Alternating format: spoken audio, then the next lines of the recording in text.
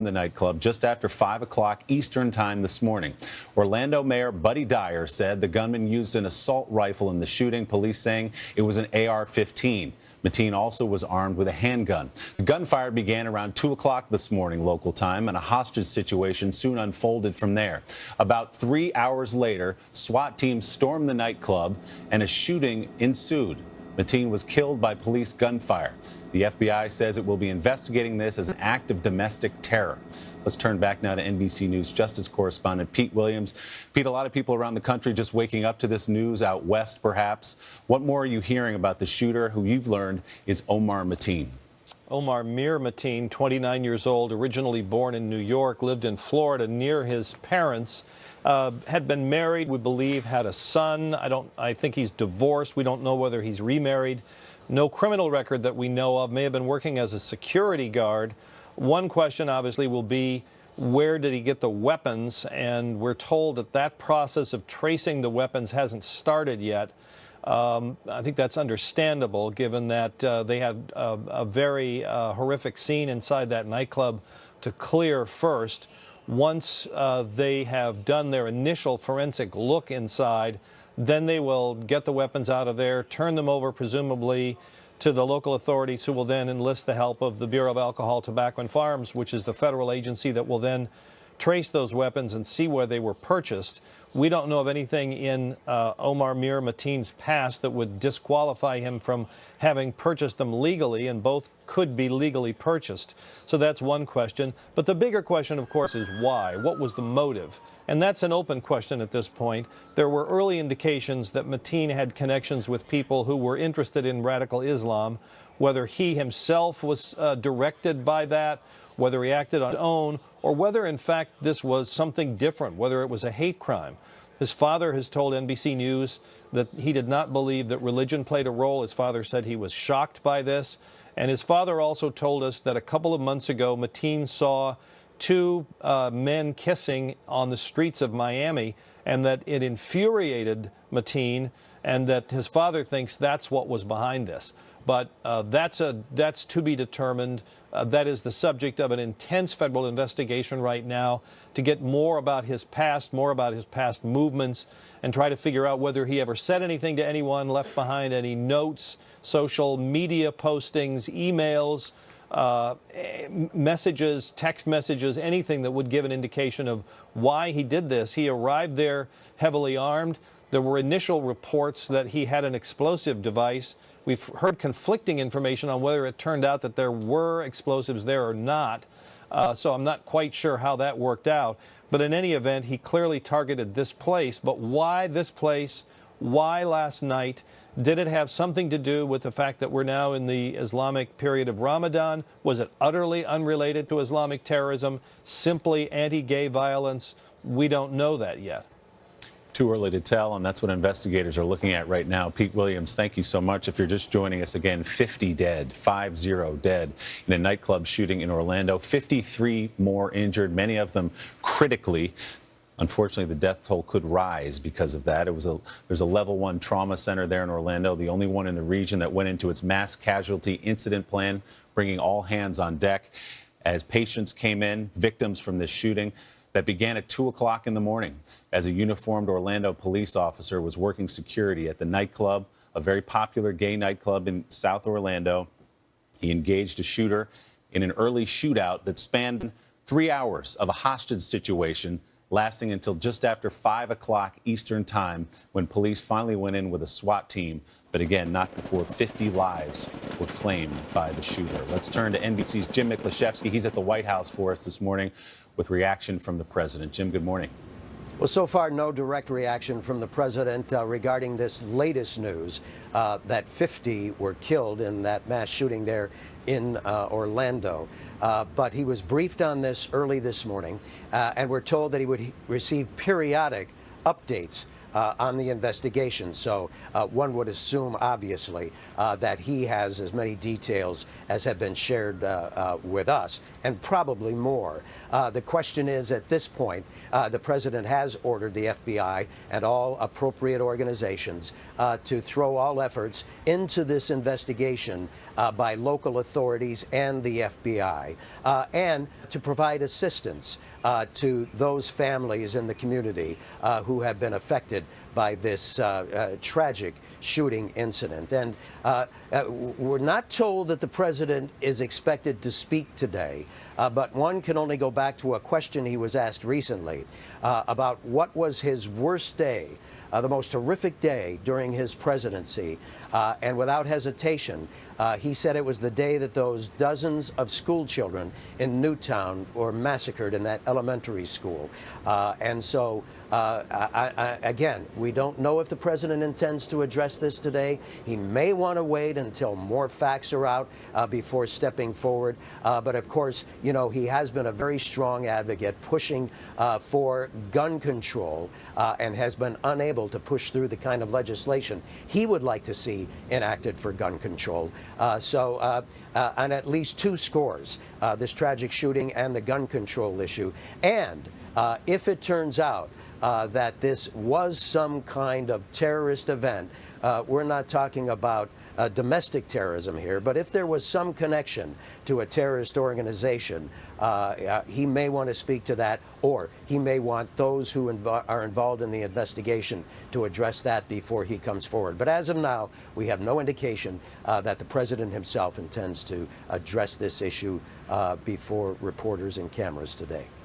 Yeah, the president memorably becoming emotional talking about the shooting at Sandy Hook, and police in this incident in Orlando saying AR-15 was also used at Sandy Hook. We'll be checking back in with you, Mick. If we get reaction from the president, we'll come find you. Jim Kavanaugh is an NBC News law enforcement expert. Jim, good morning.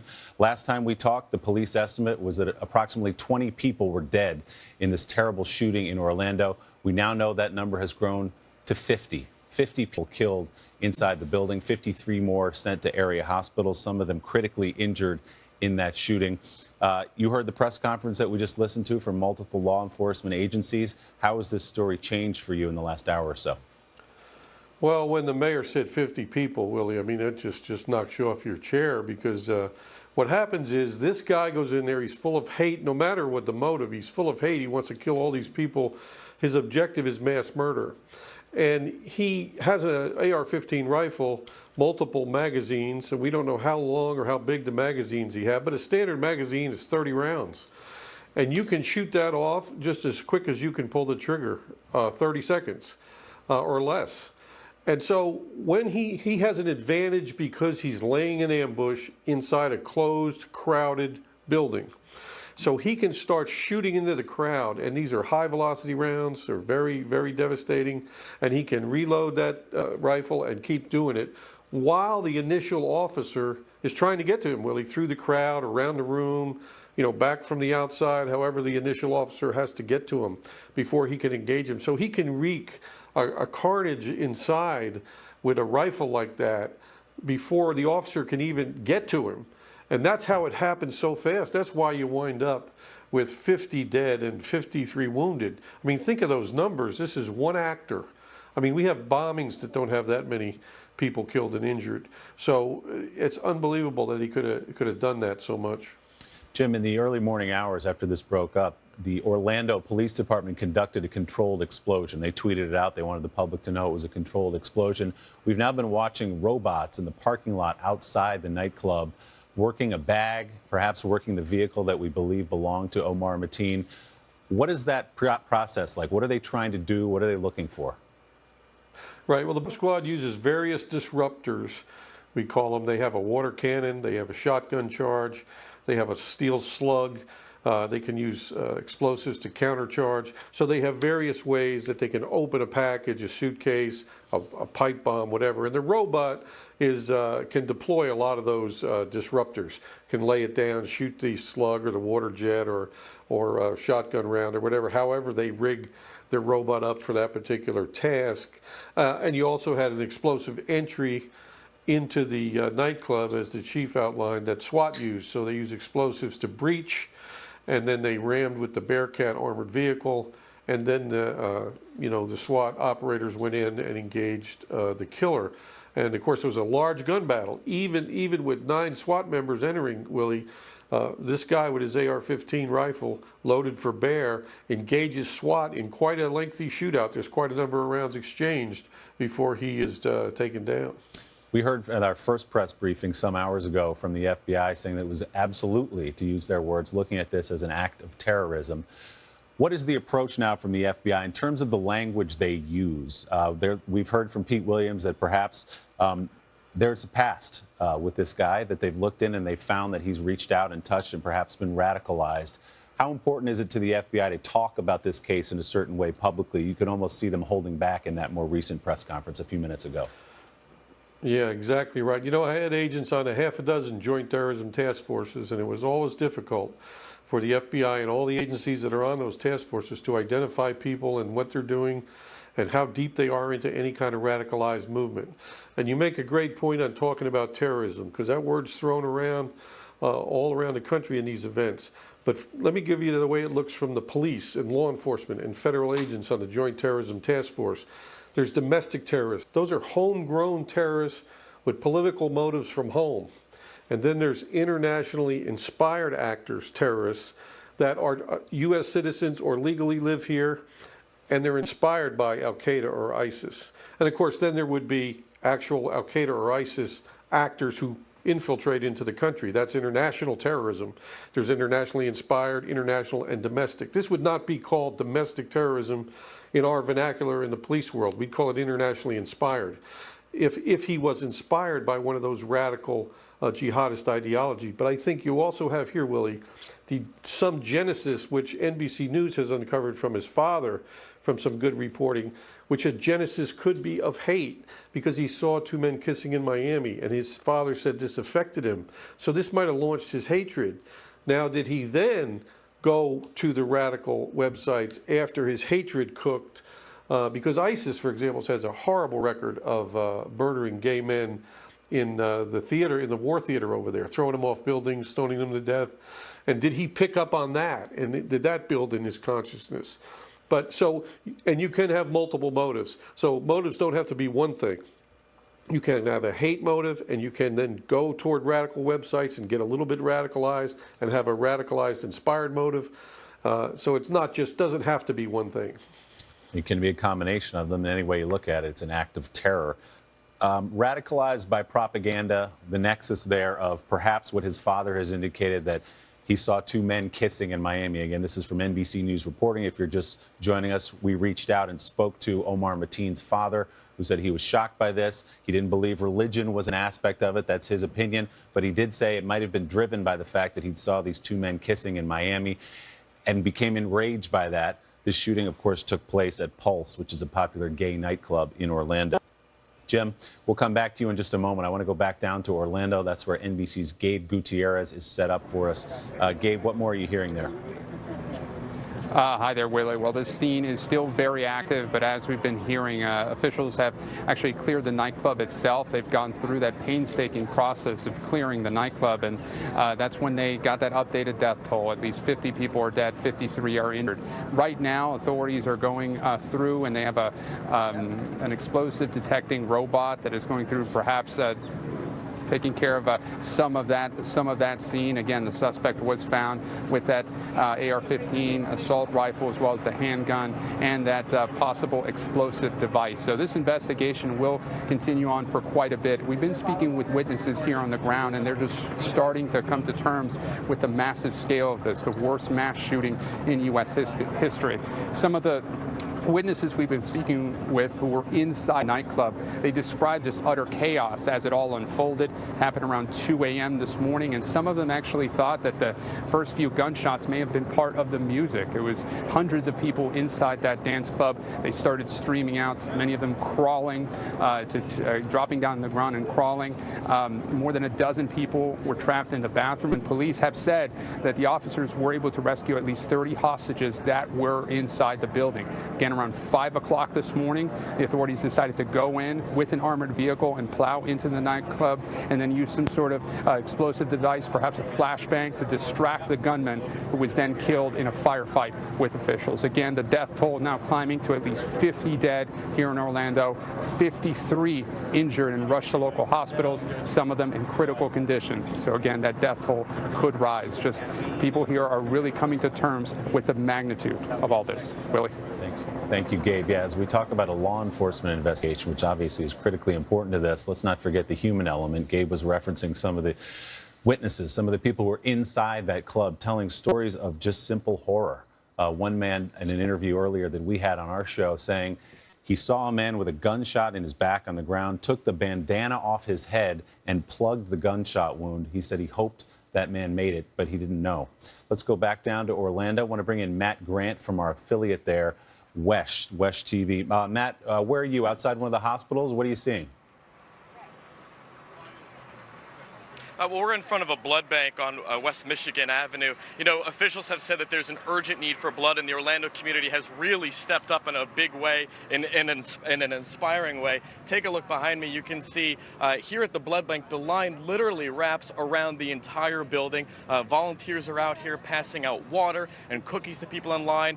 People are being told that mobile vans are going to be coming in to help alleviate some of this demand, but people are not going anywhere. Those in line that we've talked to say they just want to help in any way they can, and I just want to talk to someone over here right now. When did you get here? I got here about 45 minutes ago. And what brought you out here today? Was everyone knows there was an attack last night on our community and our city, and I wanted to do what I could to help. And I'm O positive blood type, and they needed O positive blood type, so I'm out here to give my support and do what I can. And what did you think when you heard about just the devastation? Just absolute shock. You never think that it's going to happen in your city until it does, and you kind of immediately start thinking about everyone that you know and your loved ones, and checking in with them and making sure they're okay. And real quick, your friend is missing, right? Yes, he is right now. And what brings you out here? To donate blood. I'm O negative, and I thought that if I could help out in any way that I could, then I would. And my boyfriend also came with me.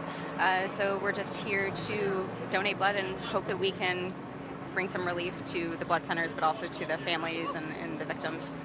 Thank you for doing that. And again, as you can see, just the line just wraps completely around the building. Again, volunteers are out here with food and water, anything in any small way. People from the community want to just come out here, do their part, and help. We're live in Orlando. Matt Grant, back to you. Matt, thank you so much. Yeah, the physician that we saw at the press conference a short time ago calling for that blood to come in, and boy, has Orlando stepped up there. Matt, thank you very much. Let's bring in Chuck Todd. He's been standing by in Washington with Meet the Press. Chuck, obviously there are many elements to this story. We don't want to play the politics too much. We still have 50 families waiting to hear about their loved ones here, but obviously this will play into the presidential election. Well, unfortunately, we've already seen it on social media where people have gotten into their corners and their political corners already and almost refusing to hear the other side. The two presidential candidates, I actually think, have both been quite reserved this morning so far.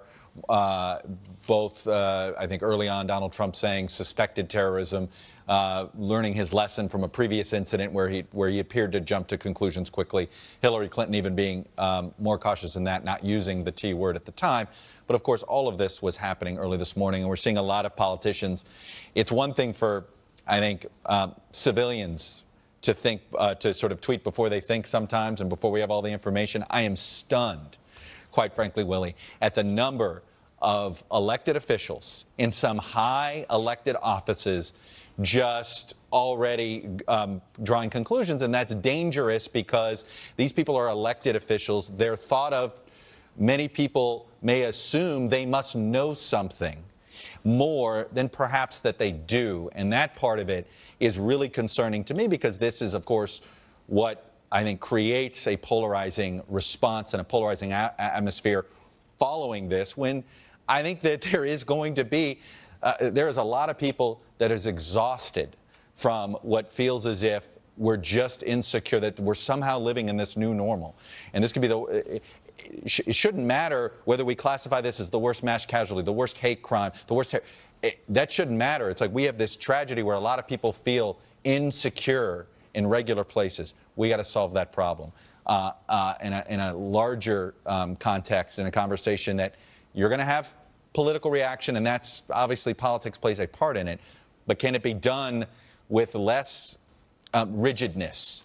And again, I implore the elected officials out there that I'm watching tweet and drawing a conclusion before we know everything, because they can have so much influence on the tone of civilians on social media, and that's something that's very concerning to me. Well, isn't this the way our culture is? You run to your corner and you fight for your side, regardless of whether or not you have the facts yet. But you're right, politicians should be held to a different standard. You mentioned Donald Trump. I just want to read his tweet because it is more measured than we've seen from him in the past.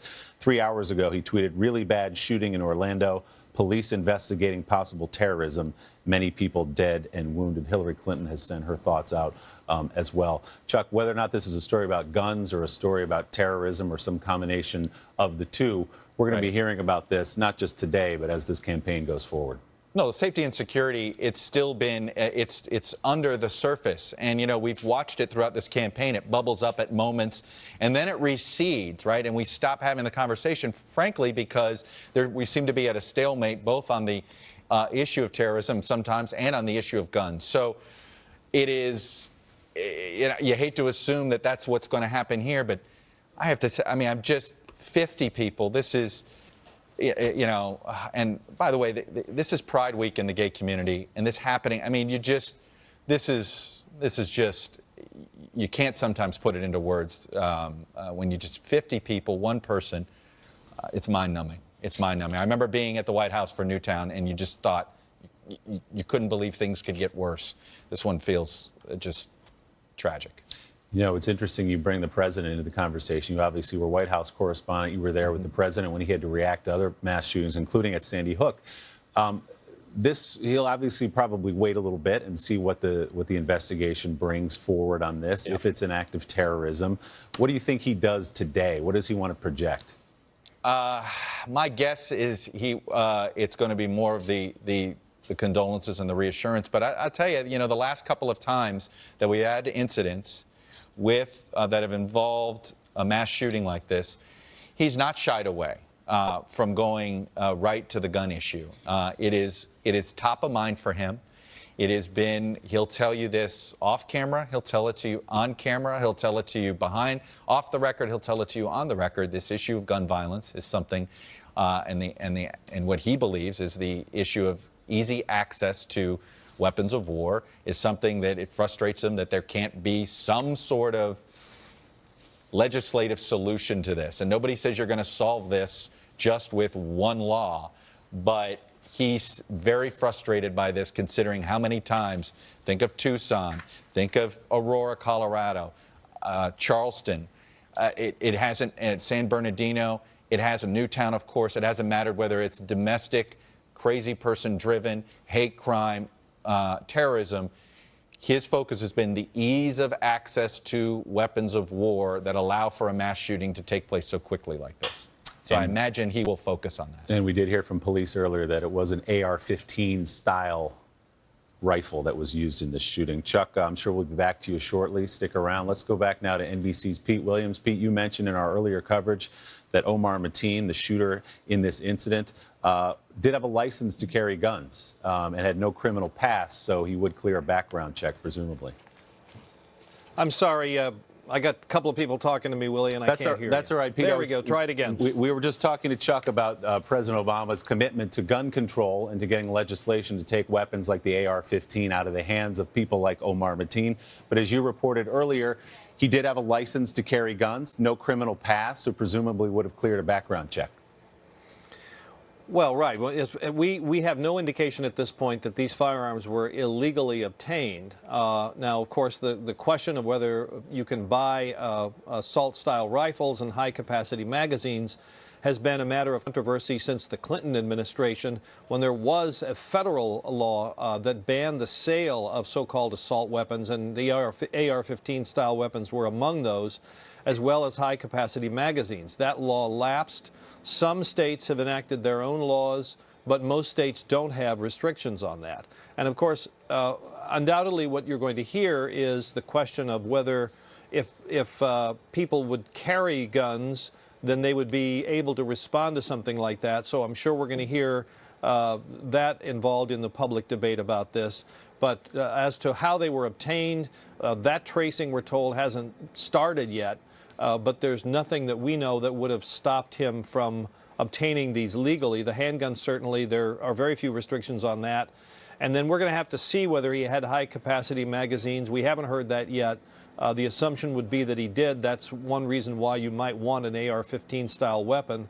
But we'll know shortly what kind of rounds he was using, what the caliber was, whether he had high-capacity magazines, and if so, how many. Well, there are the weapons he used and then the man who used them, Pete. Omar Mateen, you brought that information to us in our last hour, born in 1986, 29 years old.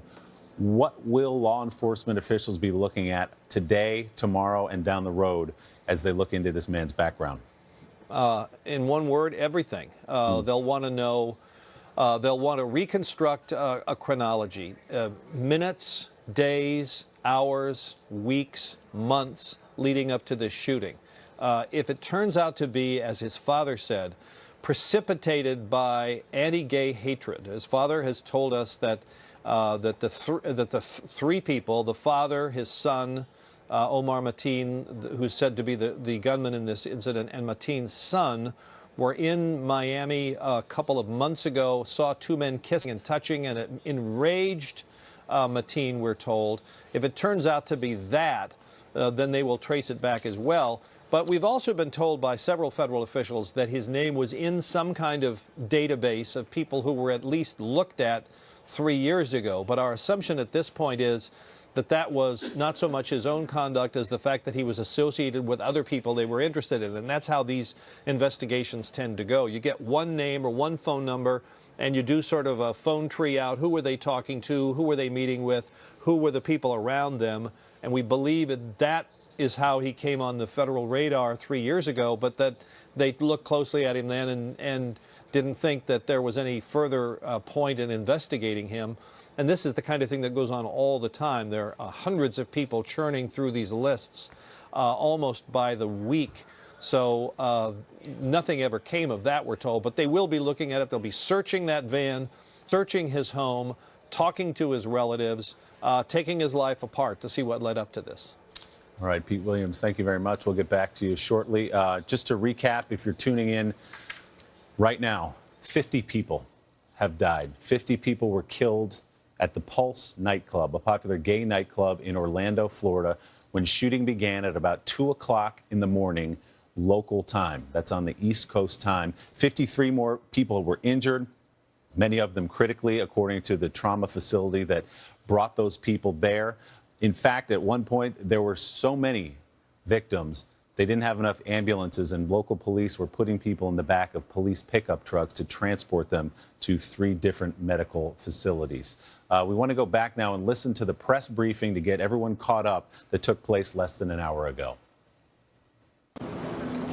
Today, we're dealing with something that we never imagined and is unimaginable. Since the last update, we have gotten better access to the building. We have cleared the building, and it is with great sadness that I share we have not 20 but 50 casualties. In addition to the shooter, there are another 53 that are hospitalized. Because of the scale of the crime, I've asked the governor to declare a state of emergency. We're also issuing a state of emergency for the city of Orlando so that we can bring additional resources to bear to deal with the aftermath. Our focus is going to be on identifying the victims and notifying the families. We're setting up a hotline for concerned family members. There's 407-246-4357. The identification process may take some time, so we ask for your patience because we want to be accurate. Concerned family members can call the hotline, however, and let them know that you have someone that you are concerned about. I continue to be so proud of our community, the support that is shown, the response that has been made. I'm also thankful to entities from all around the country and all over the state of Florida. The governor has made all the resources of the state of Florida available. Orange County has made all of their resources available. We have assistance from the White House. So every possible asset we have brought to bear. Mayor Jacobs. Thank you, Mayor Dyer. Of course, let me start with expressing my sympathy for the families, for the loved ones of those who we have lost in the last 24 hours. We know that this affects a large segment of our community. We know that we have a very close-knit LGBT community who has been dramatically impacted by this. So to everyone who is impacted, I want you to know that our thoughts and prayers are with you, and that we are a united community, and that what we saw last night does not reflect what we feel in our hearts and our souls here in Orange County. And I am calling on every citizen here in Orange County to never forget that we stand together in times of adversity, but we don't just stand together as the city of Orlando and Orange County. We stand together as a country. We have heard from Texas, we have heard from states all across the country wanting to know what they can do to help. So when evil like this comes to our community, we respond in force. I guarantee you we will do that again. And thank you all for everything that you do to make this such a wonderful place to be. We know it's going to take time to be able to answer the questions of the loved ones, and there's nothing more difficult than waiting to find out the status of the people that you love. Please be patient. We're doing our best. Thank you. As Mayor Dyer said, at this point, the nightclub pulse has been cleared and deemed safe of any devices. We're in the process of clearing the suspect's vehicle, which is a van right outside.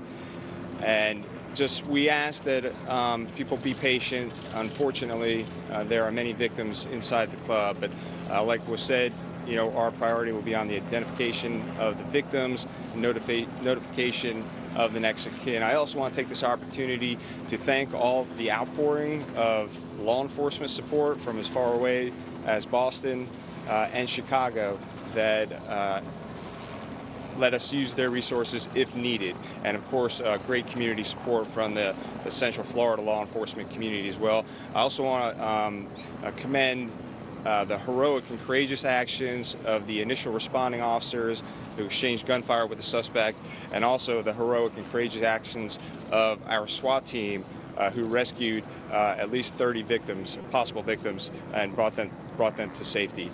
So again, at this point, just patience, because unfortunately this tragedy and the amount of bodies that are in there, amount of victims, it's going to take some time. Thank you. We'll answer questions at the end. I'm Sheriff Jerry Demings, and I join our entire community in offering our sympathy to these families who have lost loved ones. This has certainly been a tragic day for all of us, and in that this is a day of worship in most places in America, we do call upon the members of the clergy to pray for those families and for this community and this nation for healing. In the last several hours, the men and women here in law enforcement have been working diligently to ensure the overall safety of everyone involved. You all have seen most recently where there were members of our hazardous device team, our bomb units, have been working from the Orange County Sheriff's Office with units from the Orlando Fire Department to make certain that we did not have any secondary type devices or what have you that were in the crisis site itself. That process has taken an extended period of time to ensure the safety of everyone, and so that's why we have not been able to remove all of the victims, if you will, from the crisis site at this point. That process is continuing. We likely have another hour or two of operational necessity to ensure the safety before we can begin that process. But we do appreciate the collaborative effort amongst all of the different local governments, as well as our state and our federal government. We've all come together in unity to address this issue And on behalf of our entire community, we thank you, the media, for covering these events and this tragedy. Thank you very much. Yeah, can you please confirm 50 dead? We'll take questions after we're finished with the prepared statements. Hello, the FBI has confirmed the subject involved in this shooting incident. At this time, we are making the notifications to the next of kin, so we will have that name to be officially released to you at the next press conference. What I want to put out right now is that, as we all know, in many situations, people come and go to nightclubs such as these.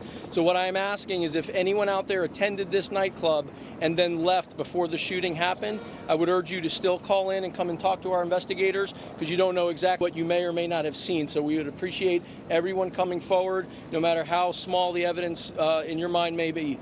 The other thing is we are actually setting up a family assistance center at the Hampton Inn located at 43 Columbia Street. We currently have it now at ORMC, but we're going to go ahead and move it down to the hotel in order to accommodate more family members and attempt to reunite people with either their loved ones or gather information on people who have not yet been located. Can you just confirm that number? 50? Did you say 50? 50, yes. In addition to 53 in the hospital. You mentioned earlier that I thought we had one more. We have a couple more people who are going to speak, and then we'll answer some questions. Good morning. As many of you are aware, a little after 2 o'clock this morning, we were notified of many victims, gunshot victims. As Central Florida's only level 1 trauma center, we immediately activated our mass casualty incident plan. We immediately brought in 6 trauma surgeons to respond, including 1 pediatric trauma surgeon. We have spent the morning operating on a number of victims. We continue to operate on them. We have found many of them are critically ill as a result of their injuries. And we are in the process of trying to reunite families as we identify the names of these victims. As has been mentioned, this will take some time, and we ask for your patience. But we will reunite the families and the victims just as quickly as we can. Thank you. Do you need blood donors? Blood is a wonderful gift that can all be arranged through the local blood banks. Please don't come to the local hospitals, but you can work through the local blood banks to be able to donate, and that would be a tremendous help. Thank you. First name, Doctor. Michael Cheatham.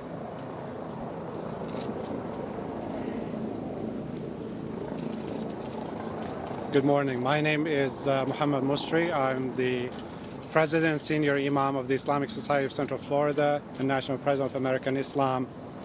I'm here today to stand as a faith leader with our law enforcement community and our city leadership in this hour of horror that was brought upon our city. I've worked with these leaders for over 20 years. I know their caliber, their strength, and their determination to make sure the city is safe. And I call on everybody in the community, anybody who has any information, to please call the FBI, share what you know. It may help answer many unanswered questions yet. I also call on my fellow faith leaders, Jewish, Christian, Muslim, Hindu, whatever faith you follow. Please pray for the victims and their families in this hour, on this Sunday morning. It's supposed to be a beautiful morning, but it is already a very heartbreaking morning. And I want to praise the courageous effort of our OPD, who risked their lives, put their life on the line. One of the officers, as we heard, was injured. And that's a risk they take every day to protect us. No one could have predicted this. No one could have prepared for it. This could have happened anywhere. It's like a lightning. So they have done a marvelous job to save as many lives after the shooter began shooting, and we are glad that the situation is completely under control. There are no other shooters, that this person is not known to be connected with a network or other people. So the city residents and the visitors should feel safe. The city is as safe as the best city in the world. I want to also caution many in the media from rushing to judgment and from, sensationalizing the story because we do not want this story to be shifted from the focus what it is. It's a horrible tragedy. We are mourning, we are sad, we are heartbroken, and it's not really time for any sensational news and rushing to judgment. So we should all wait till information, facts come out from the investigators, and we will all see what happened, understand it, and stay together, to work together to keep our community strong. I want to thank Mayor Dyer, Mayor Jacobs, our city leaders, Chief Mina, and Sheriff Demings for their leadership, Ron from the FBI. I think many times in the past this has been discussed as the worst nightmare, and we are sorry to know that it happened to us. We don't wish this on anybody else, and we hope this would be the last of the mass shootings that our country has been going through. I think as a nation, we need to look at this issue of mass shootings because we just had one too many today. And I think we should do something about it to stop the mass shootings that are happening all the time. Thank you. Question for Ron. That was a press briefing a short time ago in Orlando. You were listening there to the Imam of the Islamic Society of Central Florida calling for prayer for the victims and their families. We also heard the same call on this day of worship from the sheriff in Orange County there asking for this country and the world to pray for Orlando today. How did we get here? 2 o'clock this morning, the shooting began outside the Pulse nightclub in South Orlando, a very popular gay nightclub. A man walked in who we now know to be Omar Mateen, 29-year-old U.S. citizen living in Port St. Lucie, Florida, with an assault-style rifle, an AR-15 we now know, as well as a handgun and some device, as police have described it. A shootout began with a uniformed Orlando police officer who engaged the man, setting off a 3-hour hostage standoff that ended at about 5 o'clock Eastern time there in Orlando with these sounds.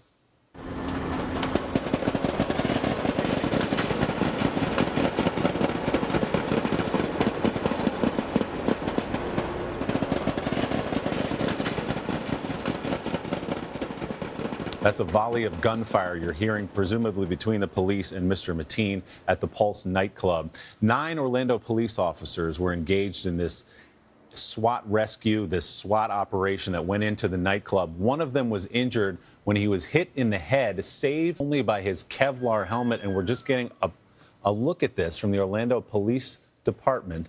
Orlando police tweeting out the photo saying, Pulse shooting in hail of gunfire in which suspect was killed. OPD officer was hit. Kevlar helmet saved his life. It's an incredible shot. So what we know from Pete Williams, our justice correspondent, is that Omar Mateen, again, from Port St. Lucie, Florida, 29 years old, U.S. citizen, born in New York, was radicalized in some way. Pete says he was known to law enforcement, was in a database of some kind, not because perhaps of any direct look at him, but because of people he knew, perhaps. We're also talking to his father. NBC News reached out and found his dad, who said he didn't believe, in his opinion, that this was about religion. He said he believed it was because his son, Omar Mateen, had such anti-gay fervor that he may have entered this nightclub to kill what turned out now to be 50 people. 50 people in a place they went to have fun late last night and lost their lives. Let's bring in NBC's Gabe Gutierrez. He is down in Orlando for us. Gabe, good morning.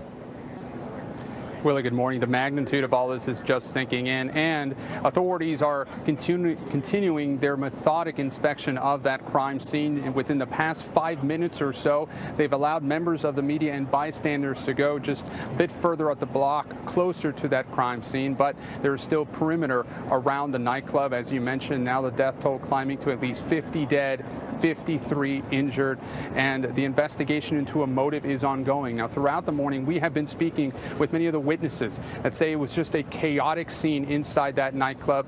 Many of them did not realize that it was gunshots right away. They thought it was part of the music, part of the show, but quickly, many of them dove for cover and talked about how they scrambled outside and tended to the injured. We spoke with one man, Christopher Hansen. He says that he had recently moved to Orlando, and this was his first time in that club.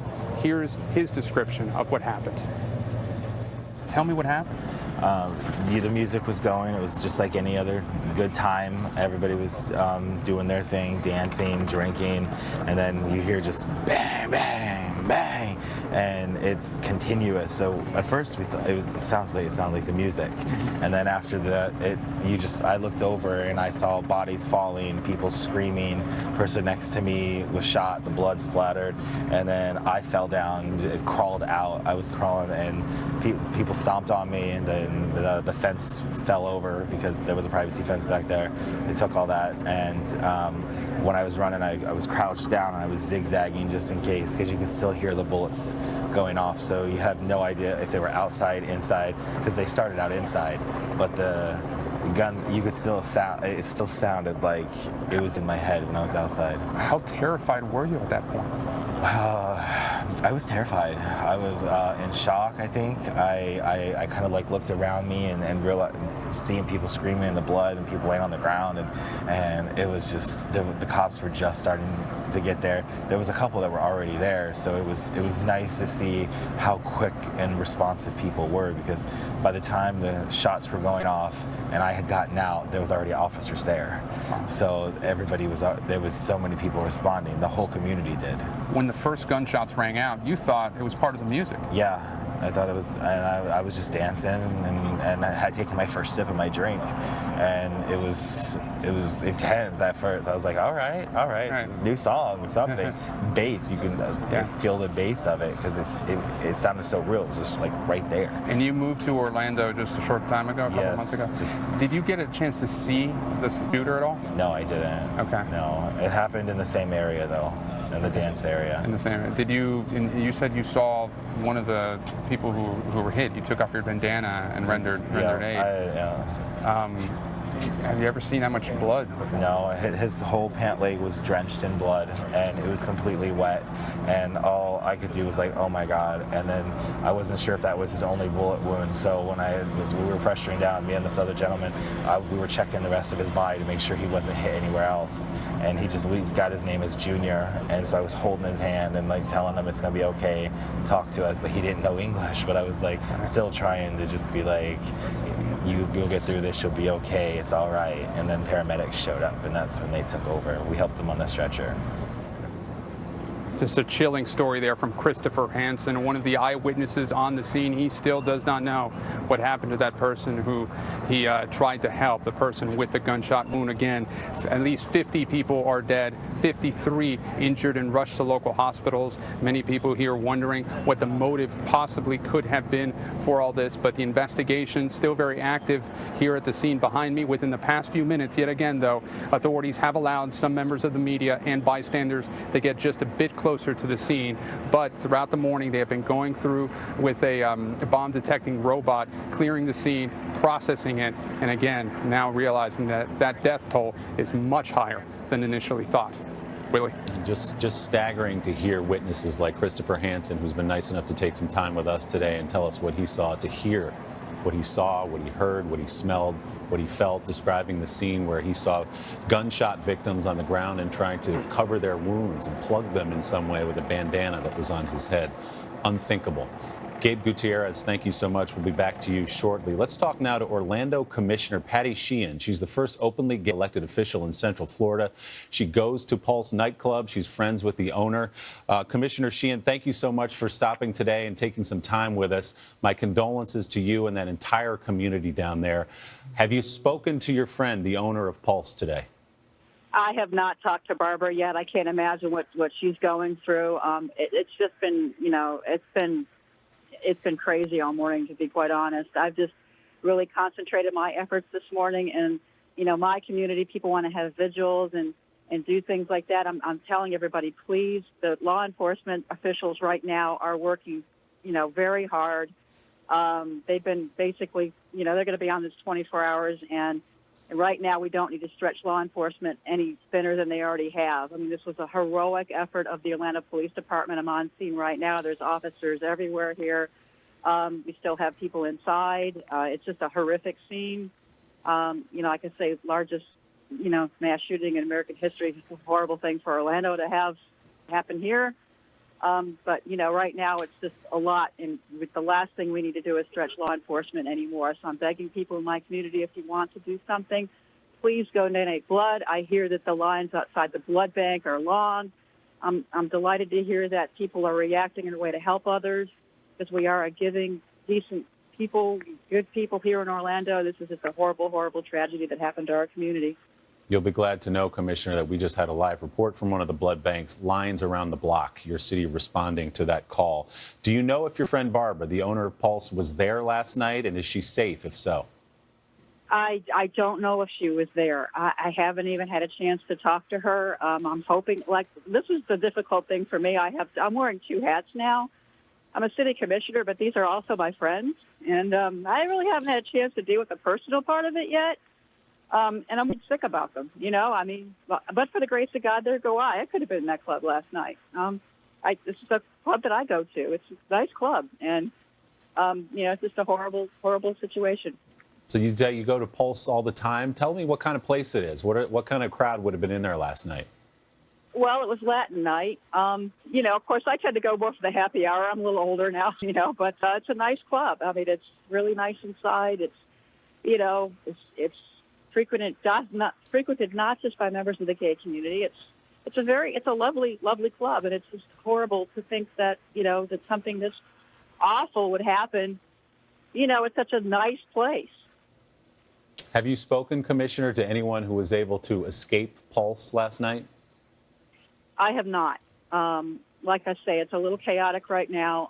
What has happened is they have taken a lot of the people who were witnesses over to OPD to interview them. This is a large crime scene. We still have people inside. There's just a lot going on right now. So, it may seem like it's slow for information to get out, but I mean, I spent the first hour this morning just drafting a statement to get people to realize that the best thing they could do was to donate blood instead of having a mass situation where we're putting people possibly even more harm's way. I mean, that's the last thing we need to do right now.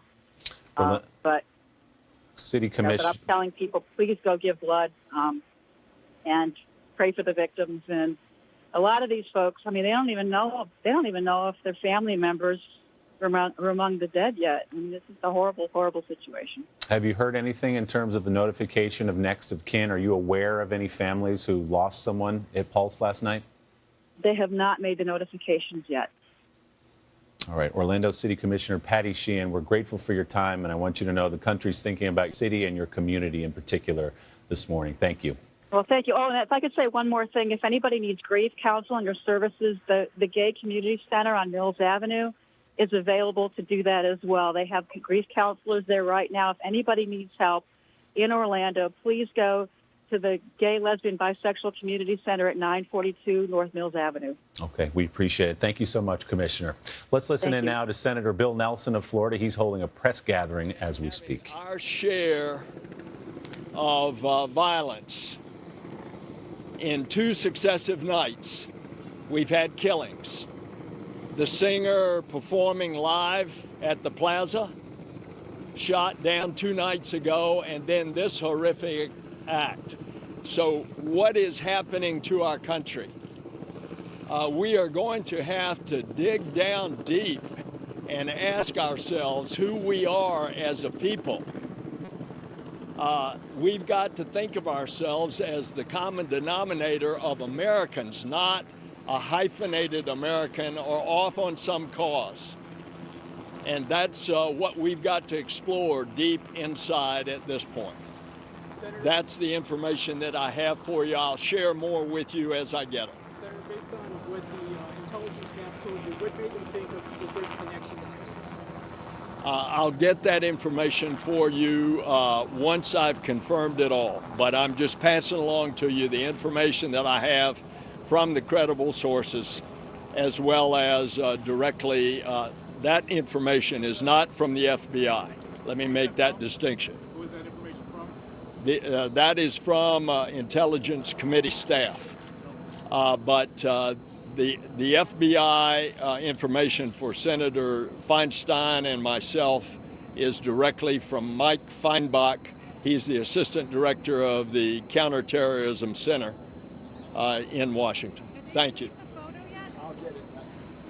All right, that's Senator Bill Nelson of the state of Florida addressing the press. We want to give you some reaction from both presumptive nominees in this presidential race. Donald Trump has tweeted, "Really bad shooting in Orlando, police investigating possible terrorism, many people dead and wounded." Secretary Hillary Clinton tweeting, "Woke up to hear the devastating news from Florida. As we wait for more information, my thoughts are with those affected by this horrific act." Let's bring in NBC's Kelly O'Donnell. Kelly, we were just talking to Chuck Todd a short time ago. Our focus right now is on the victims and their families. There are 50 of them now. We were initially told it was about 20. There are 50 people dead in that nightclub shooting. But the issues at the center of this that we're learning now, guns and terrorism, will be front and center in this presidential election. And an update now, Willie. Donald Trump has also, through his Twitter account, added a little more commentary on this incident just a short time ago, saying, "Horrific incident in Florida, praying for all the victims and their families.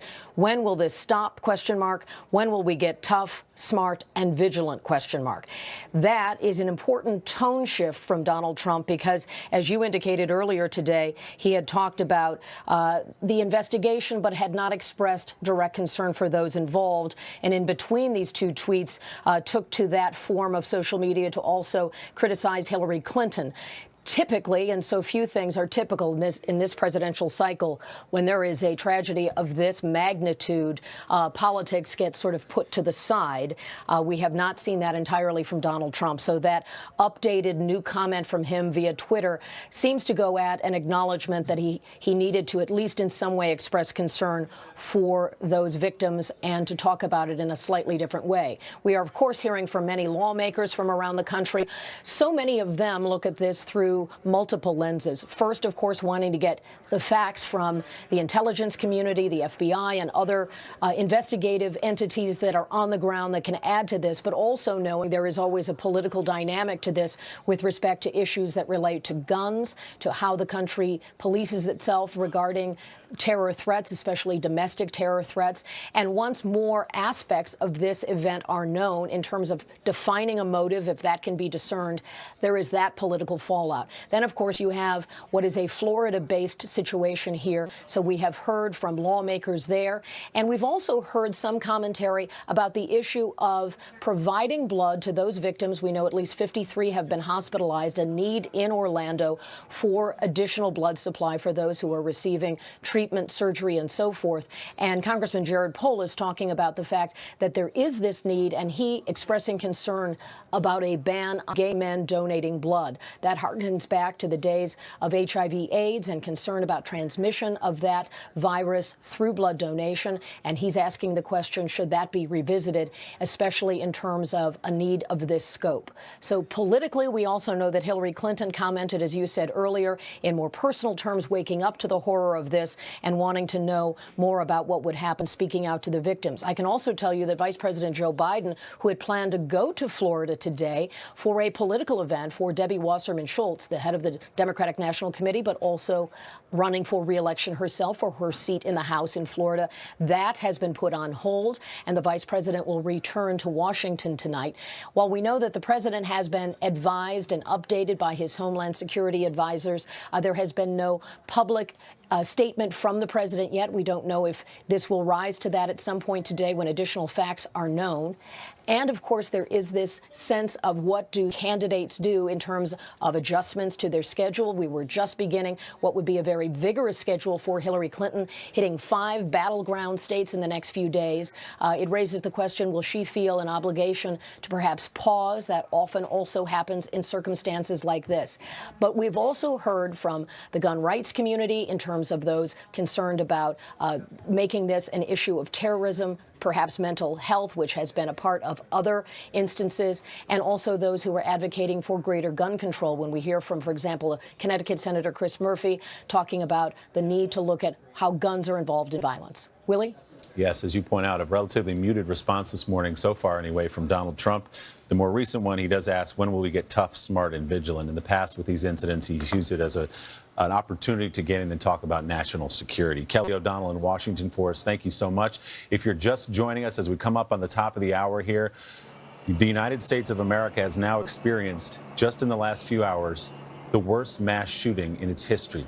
At least 50 people are dead, 53 more injured, many of those critically so. Took place at Pulse Nightclub in Orlando, a popular gay nightclub. The shooting began at about 2 o'clock local time. Eventually, 3 hours later, at 5 o'clock or sometime thereafter, a gunfight ensued when the SWAT team stormed the shooter. The gunman has now been identified as Omar Mateen, born in 1986 in New York, lived in Port St. Lucie, Florida. Authorities are investigating whether or not he had radical influences. Officials do say this is being investigated as a domestic act of terror. Pete Williams has been all over this story for us this morning. Pete, I understand you have some new information. Well, a couple of things here, Willie. One is there had been some suggestion early on that Mateen, the gunman, had explosives with him when he entered the nightclub. Frankly, we've heard conflicting information on that. I think the main